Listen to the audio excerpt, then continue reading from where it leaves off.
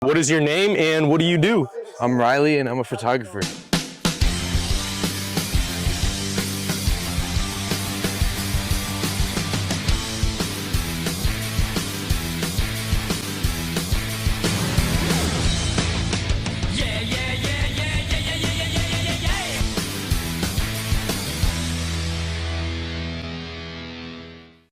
Um, I try to push different styles all the time, so it's kind of all over the place, but um, I've been told I have a good, soft, dreamy look and that it's a very, I call my style personal. I feel like I try to change it up to each person. I really do enjoy fisheye. I started my first big interest in photography was skateboarding, so I bought a fisheye and then I kind of just stopped shooting skateboarding, but I kept the fisheye in the bag. And so I've done a lot of fisheye portraiture work and just kind of like push doing fisheye. Did you used to skate too, or did you just like taking pictures of Yeah, I like used to skating? skate. I used to I don't know, my mom used to be tripping, so I used to just skate in the little back patio Hmm. area and be trying to land some shit. Yeah, I feel I you, am bro. a manny god though. I can Yeah. manual for longer than any of your homies. Come at me. For real, for real. I've been doing it like 3 years, but had some type of camera since I was like 11, like just a little point and shoot. My mom just stopped using, whatever. But I was in high school, I was in Mr. Ross's class like all the time. And I just had access to Rebels and Photoshop and all this stuff that they didn't necessarily teach you how to use, but it was there.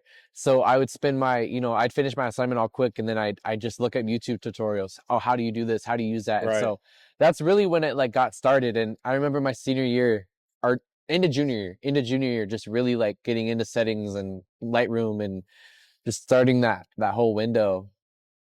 I mean, I just try to see what I feel. I know I've been told a lot of times that I just have the eye for it. So I kind of sometimes I just gotta trust that, right? So if like I have that urge to take a photo of it or whatever that it might be, I just try to capture it. Usually it's something that's different or something that doesn't fit the grain of mainstream or whatever. I just try to like grab it, take it, especially with street photography like we did tonight. I really try to like just see stuff that's different. What do you consider different then? Just not your norm, not your jeans and Vans. And even if it is jeans and Vans, what you've done to those jeans and Vans. I think everybody's different, but I think it's also interesting to like photograph when people try to fit in too much. They try too hard. I think you gotta like I try to photograph authentic things and how they are. I don't like Right. pushing a fake persona, and if I do, it's a creative way. I've done some shoots that have been in shows recently that the subjects weren't really like that, but Mm, they were down to put clothes on and try it out, and right. they live in that environment. They just don't treat it as such. Uh-huh. So it's kind of cool to like lean into that. My main thing is I like capturing like how it looked before they knew I was taking photos, right? And so like cuz I hate that's why like people get mad all the time and they'll be like, "Oh, I wish it would be afraid for its captain. they'll be like, "Oh, I wish you would have asked them or I wish you would have said something to them." Why? They wouldn't have looked the same way, right? And I think that's my biggest thing why I do it like this. And if people think the flash is annoying, fuck that. I want you to be able to see what's going on. But no, yeah, I don't usually retake photos just because of that, right? I don't like. Then they're aware, right? Like that guy, as soon as I took that photo, he was aware. Hmm. But he was aware before, right? He could see me, so that's when I didn't really mind. But it's the stuff where they get aware really quick, and it's like, oh, their whole demeanor has changed, right? They're either now they're smiling or throwing up a peace sign or doing something that like that's not what I wanted. You know what I mean?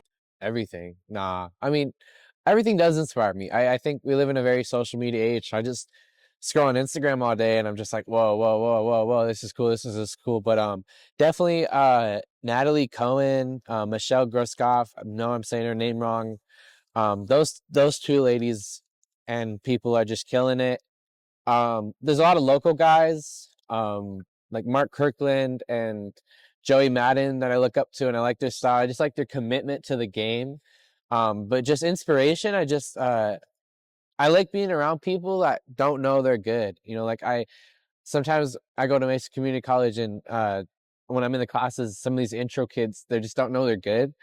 and I just like looking at their work and being like, whoa, like how did you figure that angle out, so early, There's so many people out here. Like when I follow a photographer on Instagram, I don't really just consider it that, like I constantly, when they post, I look at their work and I'll go back, I'll just see, and I'll see stuff.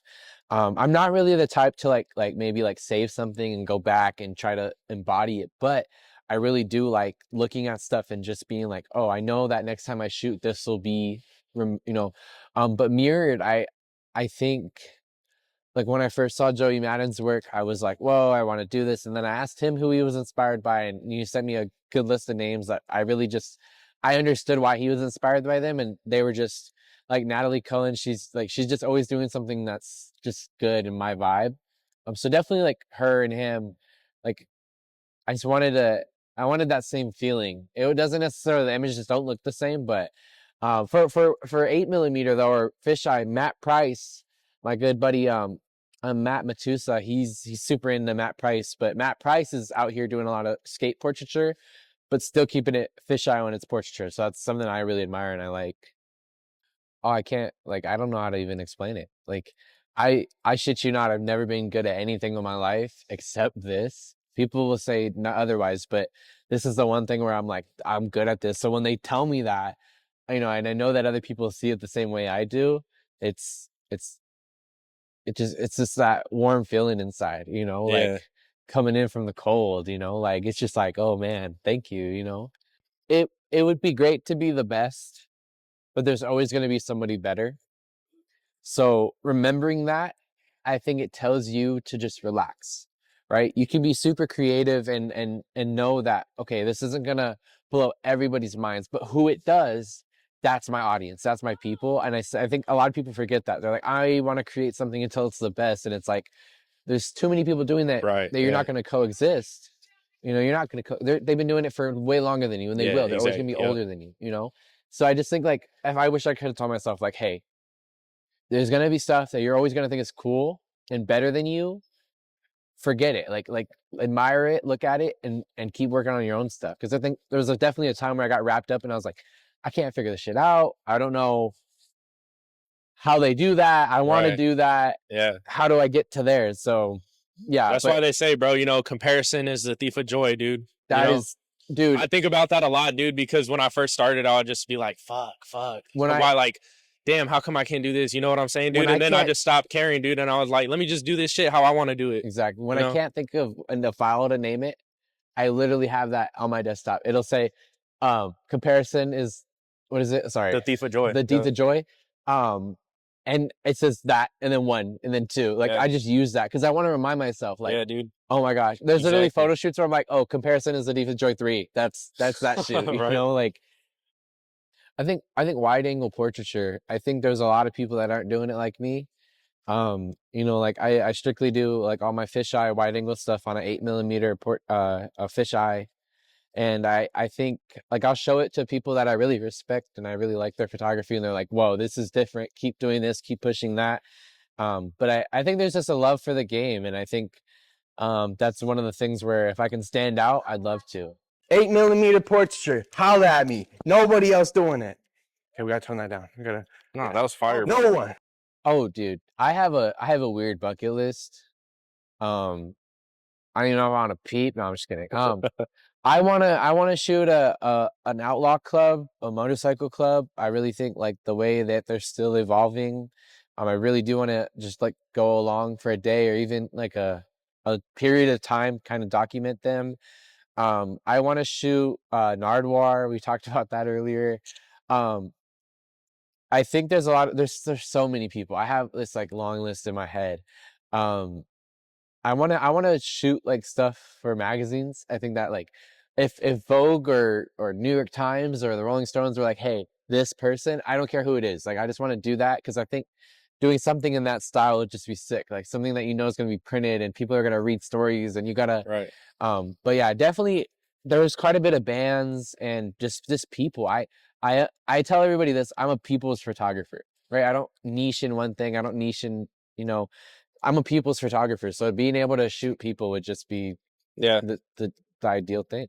Really make a name for myself. I think I'm at a point now where like there was a long time where everybody that I knew or that respected like what I did, they were like, "Yo, this is fire." But then I'll meet somebody new that I never met, and they're like, "Whoa, Right. like you're really good at this and doing it."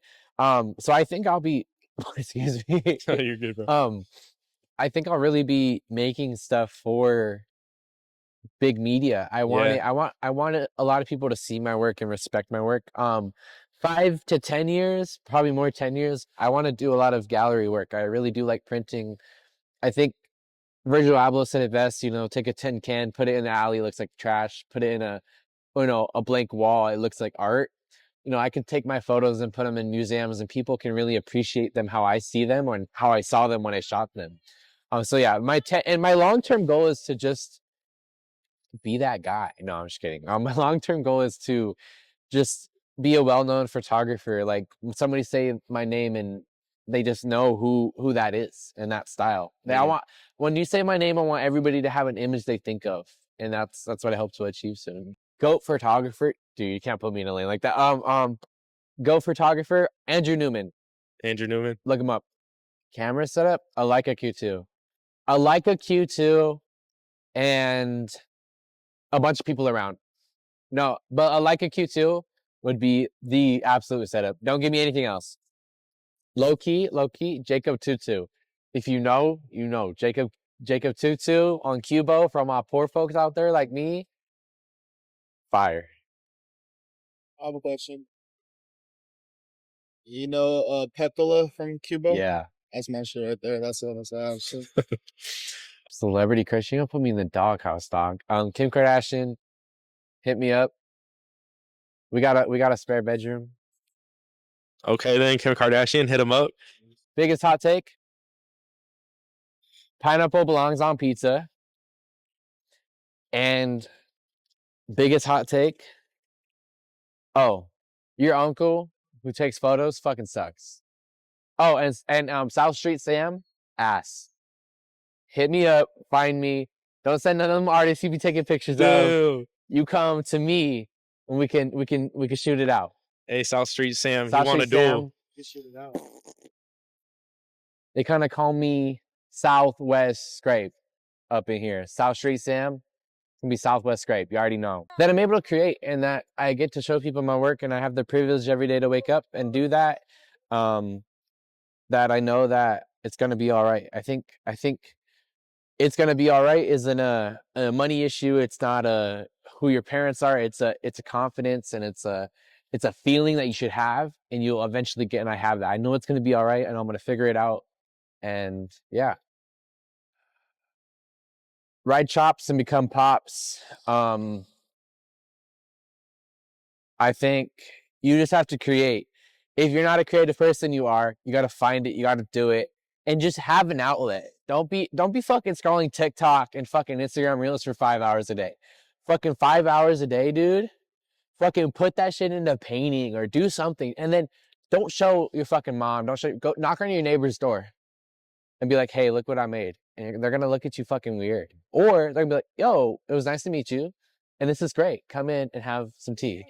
We need to start drinking more tea in our neighbors' houses. Shout out Nova Time. Wait, hold on. Baillie, Scrapes Photography. Thank you so much for coming on. What's up? Bitch. Hold on. Oh, wait, no, what time? Oh, wait, never mind. It's fucking Nova Time. You already know. South Street Sham. I'm coming for you, dog.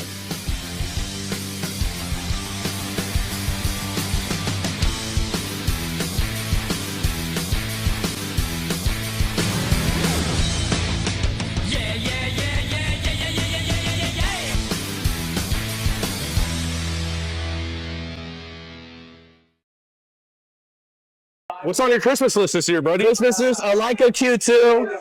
Anybody that loves me is gonna give me a Q2. I want a 65 Caprice. No, I'm just kidding. I want an 85 Caprice with 28-inch sub rims, under the tree preferably.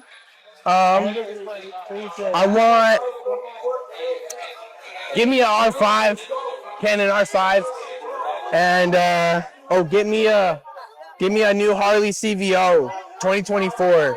Yeah, and then I'll be all right. Yeah. Just a few things, not a lot, just under the tree. I'll have the best Christmas. Something slight. I know something's slight. Santa gonna hook me up. I already know.